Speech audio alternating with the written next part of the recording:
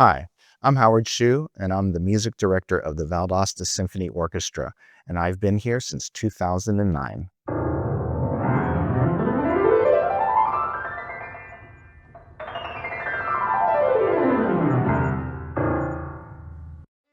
My musical journey began when I was about 6 or 7 years old, and my mom asked, "Do you want to play violin?" And I said, "Sure." And then I was part of the music program in my elementary school, and fortunately we had somebody there who I learned later was one of the legends of string education, and she got me set up in playing violin. When I was younger, I was very shy, and I was a younger child, so I really didn't say much of anything. I was usually spoken to. And when I started to play violin, I started to get into more group situations, like smaller, like a quartet or maybe a string ensemble. And when you're in those kind of situations, you're seated next to somebody else.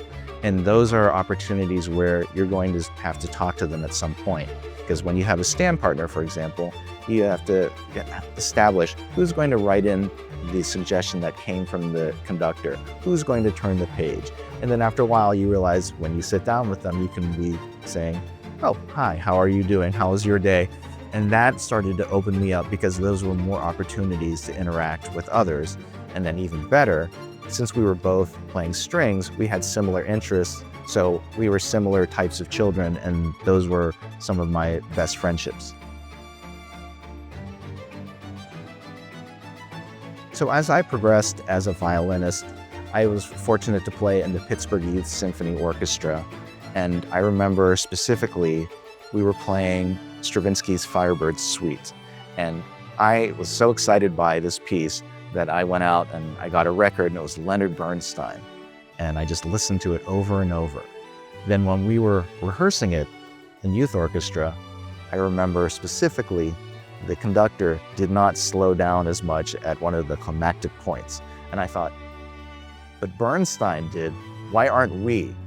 If I were on the podium, and once you say those words, you're going to imagine yourself on the podium. And at that time I thought, maybe I can be a conductor. I was fortunate later that I was accepted into the Pennsylvania Governor's School for the Arts. And that summer program, I actually got to take a short conducting course, and I was bitten by the conducting bug once, and then that's all it took.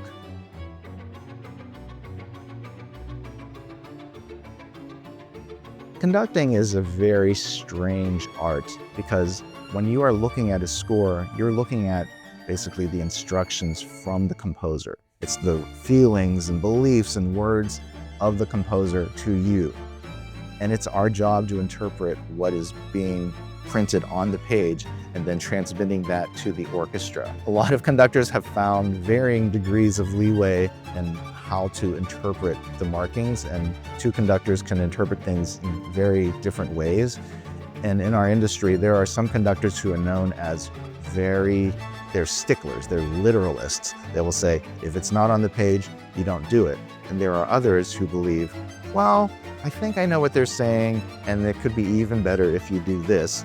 So conductors are always faced with the task of how literally do I take this, or do we have a little more leeway, a little more freedom to interpret what the composer might be saying? And it's always a struggle. I think that myself, I am a flexible literalist. I mean, I have many favorites, and what happens is, like many other musicians, when asked who's their favorite, my favorite is usually who I'm performing at the moment. So in the last couple months, my favorite has been Stravinsky or Beethoven, but if I were not to have a concert for a while, probably my two favorites are Mahler and Brahms. And I have to put them together because Mahler can be very grand and in a way that can also be somewhat exhausting. And then it's nice to go to Brahms, who is can be a little more restrained and cerebral. So they actually work together well, and I can kind of bounce back and forth if I want to listen or study them.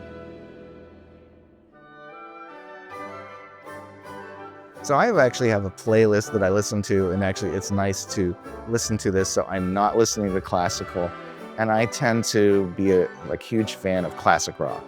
I love the Beatles, I love Rolling Stones, I listen to Jimi Hendrix and Cream, Eric Clapton, but also put in some U2 in there. I listen to some Aretha Franklin. I kind of like an eclectic mix of things I like to hear. And it kind of reminds me that within music, it's not really what types of music are better than the others. To me, there's either great music or good music or not so good music. And even in classical, I feel it's the same thing. There's some music that's just classical music. It's just not that good. Those composers weren't as great as Mozart or Beethoven. But then when I listen to like the Beatles or the Stones, I'm just like, this is amazing music. So if you are, or your child is interested in maybe taking up an instrument, I think it's so rewarding. I think that the choice of instrument, of course, is super important. It's something we do here at Valdosta Symphony, for example, is we have a program called Tunes for Tots. And we love it doing this because we will actually bring up all the instruments of the orchestra so our audience gets to hear and see all the different types. And then later on, the kids will get to go around and get to touch them and try them out. And in that way, I mean, I actually wish I had that opportunity because I would have been able to see all these different instruments. You know, I played violin, but maybe I would have taken up French horn or something else. And I think it's important to have this affinity with the instrument you end up choosing. So choose well, and then hopefully that will be a great stepping stone to just being able to take lessons and then keep improving. And the thing is, also be part of an ensemble, because once you are doing an instrument, it can be a little lonely because you're there by yourself practicing, but then your reward is also that you get to be in a group with people who are like you.